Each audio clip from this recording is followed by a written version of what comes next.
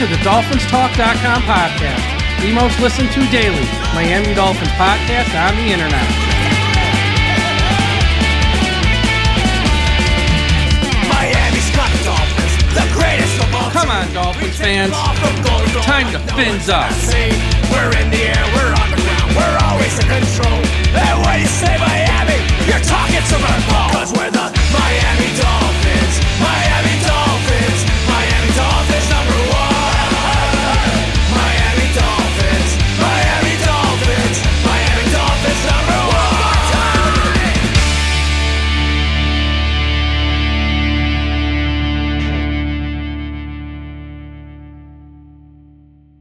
Hello, Miami Dolphins fans. How are you today? And thank you for listening to the DolphinsTalk.com podcast on this Saturday, December the 28th. I am your host, Michael Oliva, flying solo today, as we have a lot to talk about in the world of the Miami Dolphins. Before I talk about anything with the Dolphins, I do want to mention that we lost one of the great broadcasters in the NFL in Greg Gumbel on Friday. He passed away after a fight with cancer. Very, very sad. One of the best play-by-play men out there. And of course, also a great studio host for March Madness for many, many years. And it's funny, when Tom and myself flew down to Miami last season, 2023, we actually shared an elevator with Greg Gumbel. Just one of those weird things, just a total coincidence that we shared an elevator with him. Not as tall as I imagine. He was a rather short man, but just a super nice guy, great broadcaster. So our thoughts and prayers are with his family at this time. One other thing here before we start, I do want to mention that Shaq Barrett was released by the Dolphins on Thursday, I believe it was, and he is signed to the Tampa Bay Buccaneers practice squad. So he's going to go play close to home now. And I know a lot of fans of Dolphins are upset by this. And look, the whole situation, it just stinks. It has stunk from the beginning. It really, really stinks. It was a mistake to sign him. I feel, this is just my opinion, that the Miami Dolphins, Chris Grier, and the front office, they didn't do enough homework to actually talk to this guy to find out if his heart was actually into playing with the Dolphins and all that. And it's just weird. He shows up through all the OTAs, all the mini camps, and on the eve of training camp, he just retires. And I know he had a very challenging life situation over the past 12 months or so. I get it. But then he wants to come out of retirement in November. They don't want him, the Dolphins. They say that they're not going to activate him. Then they release him. It's just the situation is just very weird. But for Shaq Barrett, now he's got a chance to help Tampa Bay there win the NFC South and play in the playoffs and all that good stuff. So is what it is. But that's the big news there with Shaq Barrett, that you can sort of close the book on Shaq Barrett and the Miami Dolphins, and we all can move on at this time. Before I get into this weekend's game between the Dolphins and the Cleveland Browns, I want to give a quick shout out to everyone listening at finevan.com. Everyone go to finevan.com, the largest Miami Dolphins message board on the internet. Also, a shout out to our friends at the I Am a Miami Dolphins fan Facebook page, run by the great and talented Carlos Hernandez. If you're on Facebook, and I know you are, please make sure that you sign up for the I Am a Miami Dolphins fan Facebook page. And wherever you're listening to this podcast, Apple Podcasts, Spotify, Podbean, iHeartRadio, Audible, Podchaser, or one of the other hundreds of platforms are on, subscribe. Take a second, subscribe right now, because even though this season's going to be ending soon here for the Dolphins, once we get to the offseason, who are they going to release? Who are they going to trade? Who are they going to cut? Who's going to get their contract restructured? We're going to have shows, maybe not every day of the week, but damn close to every day of the week, with all the latest Miami Dolphins news and rumors, and you're not going to want to miss an episode in what will be a very busy offseason for the Dolphins. So make sure you are subscribed to this podcast on whichever platform you are listening to. And if you're watching on YouTube, subscribe to us on YouTube, and also hit that little thumbs up button, that little like button, the little thumbs up. Hit it right now. Yep, hit it. Boom. So you make sure you don't miss an episode here of the Dolphins Talk podcast on YouTube. All right, let's talk about this weekend's game. Dolphins-Browns, Sunday, 4 o'clock on CBS. Kendall Fuller is out. He will not play. Anthony Walker is out. He will not play. Tyler Dotson will start in his place at middle linebacker. Excuse me. Jaylen Waddle is questionable. He might go. Jordan Poyer is questionable. He might go. Excuse me again. Sorry. Teron Armstead should play, but it's not 100%. He should play at left tackle. And Jordan Brooks, a linebacker, Mike McDaniel said he's very optimistic that Jordan Brooks will play. So Dolphins are going to be without a middle linebacker. They're going to be without a corner. They might be without the number 2 wide receiver. And Jordan Poyer, who cares? So health-wise, not great. But for the Cleveland Browns, they're going to be without their superstar tight end, David Njoku, wide receiver Cedric Tillman, and defensive end, and I'm going to try to get this name right. It's a tough one. Ogubu Okaraku is also out there. So they're going to be without a tight end, a wide receiver, and a defensive end. And also their backup quarterback, Jameis Winston, is also questionable and might not be able to go. He's not the starter anymore. It's Dorian Thompson-Robinson. So Cleveland's got their share of injuries. But for Miami, offense looks like should be okay from an injury perspective. Defense is going to have to they're going to need some guys in the secondary, Storm, Duck, Cater, Kohu, to step up at corner, and at linebacker, Tyler Dotson has to play better than when he was on the field last time and Walker was out. Tyler Dotson was just brutally bad. He's going to have to play better for that.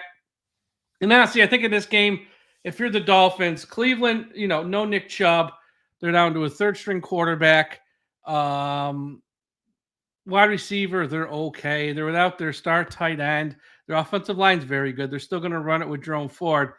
But if you're the Miami Dolphins on defense, after you just came off back-to-back strong performances against Houston, San Francisco, there's no excuse you cannot have another strong performance against this Cleveland Browns offense. If the Browns score more than 17 points, I'd be very disappointed in the Miami Dolphins defense. Other side of the ball, the weather's not going to be totally awful. Apparently, it might be a little wet with some rain, but like 40s, 50s. But of course, this could change every 10 minutes, the weather in Cleveland. I don't know if they're going to be eliminated or not by the time this game kicks off. I have a feeling Miami will be eliminated because I think what's going to happen Saturday will knock them out of the playoffs. With that said, Tua in the offense need to step up, have a good day. Can the Miami Dolphins block Myles Garrett? That's going to be a big thing there. And for Tua, they were okay last week on offense for San Francisco. I'm not going to say they were great. They were okay. I think they'll have a strong performance on offense. I don't know if they're capable of having they score 30, 35 points or more. I don't know if they're capable of that this year, but I think they'll have a pretty good day on offense. And I think on the other side of the ball, if they can't stop Dorian Thompson-Robinson, then something's wrong with the defense. So I know this week I didn't have a show with Ian Berger where I give the official prediction. I didn't even have a show with Robert Burns in the matchup show. So I haven't made my official prediction, and I'm not going to go through all the jokes like I usually do when I give a prediction. But I will give my game prediction right now. And I think the Dolphins win this week at Cleveland, 27-17. I think it's going to be a ho-hum type game. I think it's going to look like a exhibition game, like a preseason game, because I think, as I said, they're going to be eliminated before the game kicks off. And I just think it's just two teams going through the motions out there. And if they are eliminated this weekend, it'll probably be the final game we see of Calais Campbell. And honestly, if they're eliminated by Saturday night, Campbell might not even play this week. They might just not have him suit up and release him on Monday. So that's just another little subplot to keep an eye on this week, because I know they sort of promised him once they are eliminated from the playoffs, they will let him go so he can sign on with another team and play in the playoffs this year for somebody and have a chance to win a ring. So keep an eye on that with this game. Okay. I have to talk about this report that came out from Barry Jackson of the Miami Herald on Friday, because this one got me going. Tyler Huntley, the backup quarterback for the Dolphins. It appears like he's going to be back in 2025 as the backup quarterback for the Miami Dolphins. So if you're a fan of the Miami Dolphins who expected them, not to go through this song and dance that we go through where anytime something happens to our starting quarterback, we don't have a competent backup quarterback and the season goes down the drain and we struggle when Tua is not out there, sit down, because take a deep breath. This ain't going to happen. Barry Jackson of the Miami Herald said he was told by Huntley that Huntley and his agent have been told by the Dolphins that they would like to bring him back in 2025 to be the backup quarterback. And this is coming from Huntley and Huntley's agents. Now, Jackson did go on to confirm later in the evening that there's a chance that Miami would, bring back Huntley and have him compete for the number 2 quarterback job.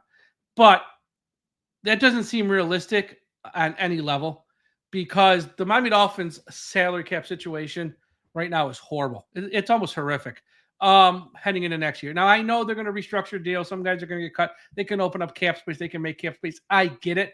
But right now on paper, it's bad. And when you have a bad salary cap situation, you're not going to go out there, bring back Huntley, and then spend good money on a number 2 quarterback. It doesn't make sense, especially since Miami has like a zillion holes to fill. Like outside of Ramsey, they need a whole new secondary. At linebacker, outside of Jordan Brooks, they need all new linebackers. I mean, they are such a mess with who will be here next year and who won't be here next year. And I'm going to talk about that later on in the show. That if they bring back Huntley, he's coming back as the number 2 quarterback. So if you thought that the Miami Dolphins were going to go out there this offseason, like most sane, rational people would, and they're going to get a legitimate backup quarterback like a Gardner Minshew or a Joe Flacco type or a Mac Jones, even a Zach Wilson, someone along, a competent guy who started games in this league, who's won games in this league. They're not great, clearly, but they're number 2 quarterbacks where if Tua gets a concussion and he's out for a month, you're not like saying that the season's over if you got to start one of those guys for a month. And it appears that's not what they're going to do. And I know that they're trying to do some cleanup here now, the Dolphins saying, well, we can bring Huntley back and bring someone else in. They're not. Don't fall for it. That's a lie. That is an utter lie. Because they don't have the cap space to do something like that. If they bring back Huntley, he's a number 2 quarterback. And from this report, you can sort of infer something else. Chris Grier, as I've been saying for weeks on this show, but I know some fans just don't want to believe it. He ain't getting fired, folks. He will be back, and he's going to have Tyler Huntley as the backup quarterback for 2 in 2025. And just to sort of, if you listen to this podcast, we don't mince words. We're not a Homer podcast. We don't tell you what you want to hear. We tell you the truth. And I think if the Dolphins bring back Tyler Huntley as a backup quarterback in 2025, they are out of their minds. Tyler Huntley was not good. Mike McDaniel refused to change the offense for Huntley. And guess what? If you bring back Huntley, he is forced to play next year, he ain't going to change the offense for him then either. This does not work. The fact that this organization, the Miami Dolphins, who had its 2022 season hijacked because of a lack of a quality backup quarterback when Tua went down multiple times with concussions. Now, fast forward to this season, 2024 had their season hijacked because they didn't have a legitimate backup quarterback when Tua went down. Is now willing, going into they haven't learned their lesson. They're not willing to invest, real money in a legitimate backup quarterback. Just goes to show you how clueless Chris Grier is, how dumb Mike McDaniel is, and why this organization hasn't won a playoff game in 24 years. They make the same mistakes over and over and over and over again. They double down on stupid over and over and over again. Hard-headed, dumb, wrong, clueless. And this is nothing against Tyler Huntley, but if you are the Miami Dolphins in this quote-unquote win-now mode, and you're just thinking, we'll bring back Tyler Huntley as a backup quarterback, and that's good enough, it's not good enough. It's not good enough. This year proved it wasn't good enough. And if they do that, which from all these reports, it sounds like they are, they just don't get it. They don't get it. Chris Grier can never admit when he's wrong. Mike McDaniel can never admit when he's wrong. And it's painful to watch as a fan of this team. Tyler Huntley is not number 2 quarterback in this league. Tyler Huntley wasn't a number 2 quarterback when we picked him up off the Ravens practice squad. He was their 3rd string quarterback on a practice squad. And we picked him up, made him the number 2 because we didn't have a number 2. And we're going to roll into 2025 with this. I don't care what they say now. All this spin mode they're going to do where it's like, well, we might sign him and get someone else. They're not. Don't believe it. They're just stringing you along, making you not get mad, trying to tell you what you want to hear. If they sign Huntley, they're bringing him back as a number 2. And yeah, they'll probably draft someone in the 5th, 6th, or 7th round who maybe he's good, maybe he's not. And they'll say, he's a guy we're going to develop and blah, blah, blah. But we've done this before. It's the definition of insanity. The same mistake over and over again and not learning, expecting a new result. They don't get it. If Tua has another concussion next year, which, spoiler alert, wouldn't be shocking, and he is out another month because every time now he gets one, he's out at least 4 games. You cannot win games with Tyler Huntley. And the fact that they're going to go back and with a cheap backup quarterback who's a bad player, it's head-scratching, it's confusing, and it's absolutely frustrating as a fan of this team. It just absolutely is frustrating. And this is coming from Huntley and his agents, not coming from unnamed sources. It's coming straight from the player and straight from the player's agent. They said it out loud to Barry Jackson as he stood outside his locker. So it's not like this is an unconfirmed report. No, this is confirmed. It's coming straight from the horse's mouth. So just, it's frustrating on many, many, many levels. And, hopefully maybe Stephen Ross will step in and stop it, or maybe someone will come to their senses. But wow, it's just, they don't get it. They don't get it. All right, before I get to the next part of the show and the final topic, a quick word from our sponsor. The DolphinsTalk.com podcast network is sponsored by Caneswear. Caneswear is the place to go for officially licensed apparel from the Miami Dolphins, Miami Heat, the Hurricanes, Florida Panthers, and all of the professional and college teams in South Florida.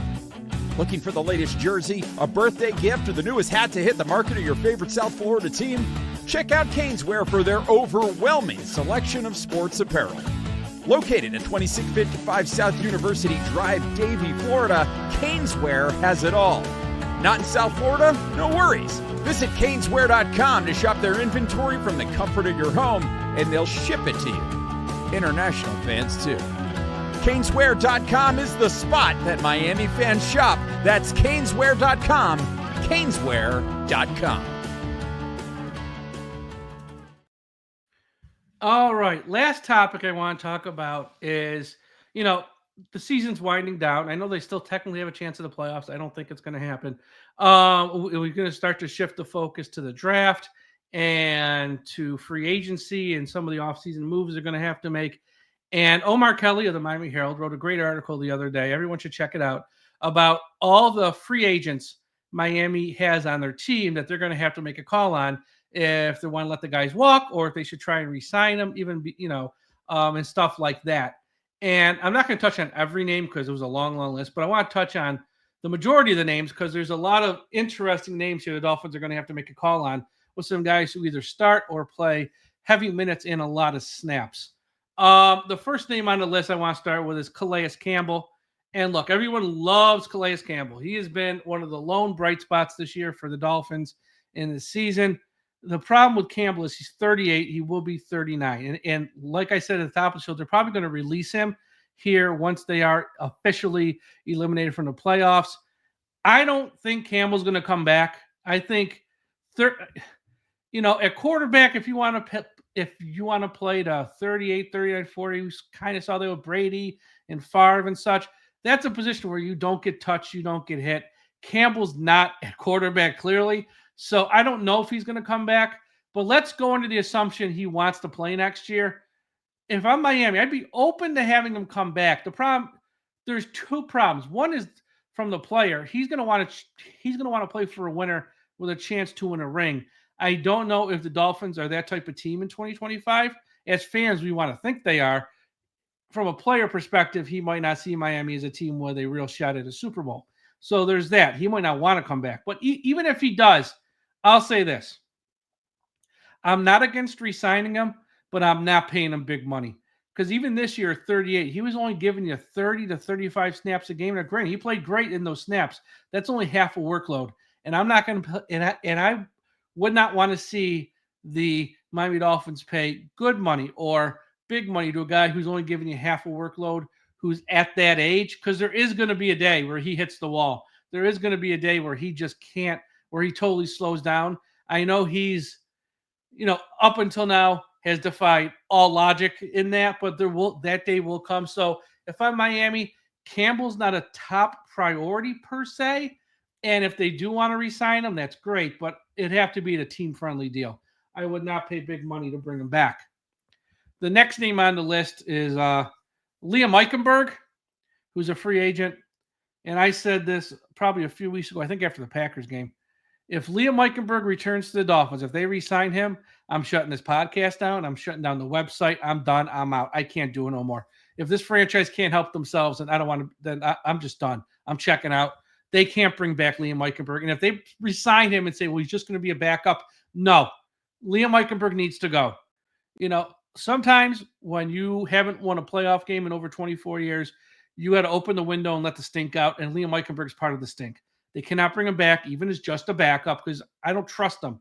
If they re-sign him, they're going to say, well, he outplayed so-and-so in camp. He's one of our best guys. No. Liam Eichenberg cannot be on this roster next year. He got to go.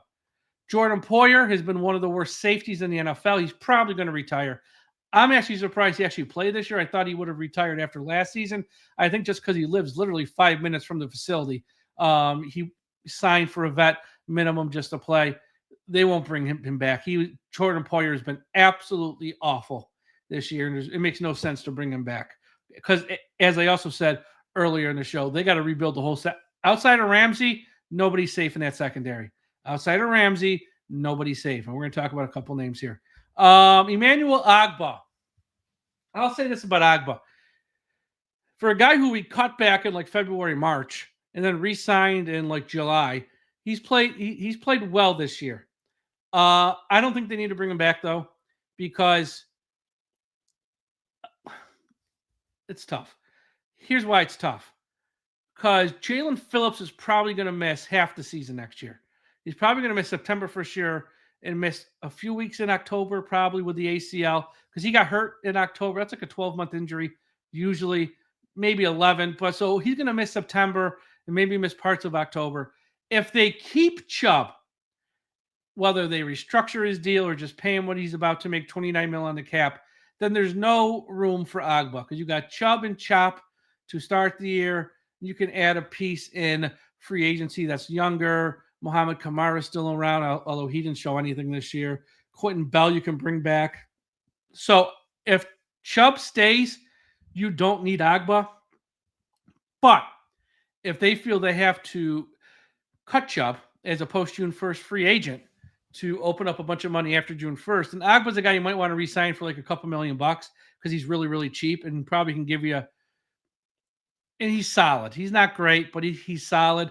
So if they want to move on from Chubb and open up, I think it's $18 million after June 1st, then I would sign Ogbah to the same type of deal you gave him this year, a couple $1 million, and have him be a veteran rotational piece. But if they're going to hold on to Chubb, you don't need Ogbah. You absolutely don't need him. He can go. Benito Jones is another one at nose tackle. Start of the year at nose tackle was god-awful, got benched, and now he is the backup. I would not bring back Benito Jones. Now, look, if he wants to sign a deal that pays him like a backup, where he is the backup and not the starter, am I going to yell from the rooftops over it? No. But I would not bring back Benito Jones. I just don't think he's any good. So there's that. Anthony Walker, the middle linebacker who stepped in when David Long has been pretty bad when he got cut and released. Walker, again, not a starter. So if he wants to accept a backup level type contract, then sure, he can come back as a backup linebacker. But I'm not paying him more than backup money because he's always hurt. He's always hurt. And he is a backup. He's not a starter. He's just a guy. He's a guy who should have a role in the NFL, but not as a starter. So when it comes to Walker, only pay him like a backup and bring him back as a backup, not as a starter. Offensive line. I'm going to lump these two together here. Robert Jones and Isaiah Wynn. Now, here's what will happen. Chris Grier is probably going to re-sign both. And Dolphins fans, look, I know, don't shoot the messenger. Don't be shocked if your two starting guards next year are Isaiah Wynn and Robert Jones. Because I know fans of Dolphins, Chris Grier has to go out there and he has to pay some guards. He has to upgrade the position of guard. No, he doesn't. You're more worried about the offensive line than he is. I would not be shocked if they let Liam Eichenberg walk. Don't re-sign him. Isaiah Wynn, they'll sit there and go, well, now he's healthy. Now he's healthy. He'll start at left guard. Robert Jones will move him over to right guard, and I would not be shocked if they do that. So I think they might re-sign Wynn. They might re-sign Robert Jones on one-year deals. And if they are able to add another guard, whether they draft a tackle in round 1 who can play guard, or whether they draft a guard in rounds 2 or 3, or someone else is on the open market they sign relatively cheap, then they'll just have Isaiah Wynn and Robert Jones as backups or something like that. So I think Robert Jones and Isaiah Wynn probably will be back. I think they're probably going to re-sign both to cheap one-year deals type of deal. I think Wynn you can get on a one-year deal. Robert Jones might want a 2-year deal. Well, if it's relatively cheap. For depth, I'm okay with it, but I don't think it's going to be depth. I actually think they're going to be starting. Because, again, if you guys think Chris Grier and Mike McDaniel are going to be here next year and just, change everything, you're out of your mind. It's not happening. Last name I want to talk about is Javon Holland. That is the elephant in the room. Javon has not been good this year. And it's actually very surprising because his first 3 years in the league, Javon Holland was a superstar. To the point where if you asked me 4 or 5 months ago, I would have pounded this table saying make Holland one of the highest paid safeties in the league. Maybe not the highest paid, but second or third highest paid. I think lots of fans of the Dolphins would have pounded the table. You can't lose Holland. Got to pay Holland. He's too good. But after this year, it was just really bad. I mean, tape don't lie. And a lot of people have said the Miami Dolphins are soft. Javon Holland's kind of the poster boy. He's kind of the mascot for soft with his play this year. It's been that bad. So here's what I think is going to happen. I think Chris Grier would be okay if Holland gets a big money deal somewhere else, and he'll sit there and he'll do his little celebration. We're going to get a compensatory pick for him. Yay. And who cares about a compensatory pick? But that's how Chris Grier thinks. But I also think, I don't know if the money Holland wants or expects is going to be out there on the open market because, again, his tape is horrible this year. So if Holland's price tag has dropped to a point, I think Chris Grier is going to view it as a bargain and be like, you know what? 3 years he was great. 1 year he was bad. I'm going to bet on the 3 years he was great. I'm getting him at a fair market price. I don't have to overpay. I think if his price tag drops, Chris Grier would view it as a bargain and probably give him a long-term deal, but it'd have to drop. There's no way you can pay Javon Holland like a top 3 or 4 safety in this league because he's not. He's not. Now, heading into this year, he was. Right now, he's not. So, Holland's a tricky one. If I had a bet, I think he walks. One team will give him a big money deal, but I would not be shocked if he's back because, again, if his price tag drops to where I think it will, I could see Chris Grier saying, you know what, I'm getting him at a bargain, and I'm going to bet he rebounds and is a lot better in 2025. Now, there's a lot of other names I'm not going to mention, like Jeff Wilson, Elijah Campbell, River Craycraft, Braxton Berrio, Sirianni Neal, Duke Riley, because honestly, they all should go. And if they want to sign 1 or 2 of them to stay, fine. Those guys are on the bench. They're backups. You got someone like Campbell is more of a special teams player. Sirianni Neal's mainly a special teams player. River Craycraft has done nothing. So it's like, whatever. If you want to sign those guys for really cheap 1-year deals, just to have them on the roster as second string piece is fine. But none of those names are anything of any importance. So, yeah, that's where I am. I think with Walker and Jones, only pay them to be number 2s. Don't pay them as starters. Pay them as backups. Agba kind of depends on what you do with Chubb. Jordan Poyer, bye-bye. Liam Eichenberg, bye-bye. Javon Holland, probably bye-bye. Calais Campbell, probably bye-bye. And I think, honestly, the 2 guys that they're going to keep are Robert Jones and Isaiah Wynn for sure. But we'll see how this shakes out. We'll see how it shakes out, see how this goes. But that would be my early predictions there with some of the key free agents on the team. Again, this Dolphins offseason is going to be busy because you need at least 2 to 3 safeties and 2 more corners. You need at least 2 more linebackers. You need at least 2 nose tackles and an end. You got to get, I'd sign 2 more offensive linemen. and then maybe re-sign someone like Wynn. I don't know. You got to get a number 3 wide receiver. So they got a lot of holes to fill. I would say they need a number 2 quarterback, but it looks like we're going to roll it back with Tyler Huntley, which is just clueless Chris Grier at his finest. So yeah, that's the latest with that. As again, Dolphins, Cleveland. I predict Miami win 27-17. We'll see if the game matters. If it does, that'd be great. Because look, as much as we're fans of this team and we this season won't meet our expectations, the longer this season goes and the more meaningful games they play at this point is just the better. So we'll see what happens on Sunday. Thank you all for listening to this podcast. Please be sure to follow us on all social media platforms at Dolphins Talk. Also, look for not 1, but 2 Sports Podcast Awards. I will put the links on our YouTube chat under the video, pin it at the top. I will also have it up on all of our social media, Twitter, Blue Sky, Threads, Instagram. Please make sure you vote for us for Sports Podcast Award. It would be very much appreciated. And please check out the website, DolphinsTalk.com. We have a ton of new articles up from Austin Dobbins, from Chris, from Ryan Van Hoover. I've written a couple. We have a lot of new articles up, so check them out there as well. Everyone have a great Saturday. We'll talk to you again after a while. And folks, don't forget, we must put an end to highway profanity.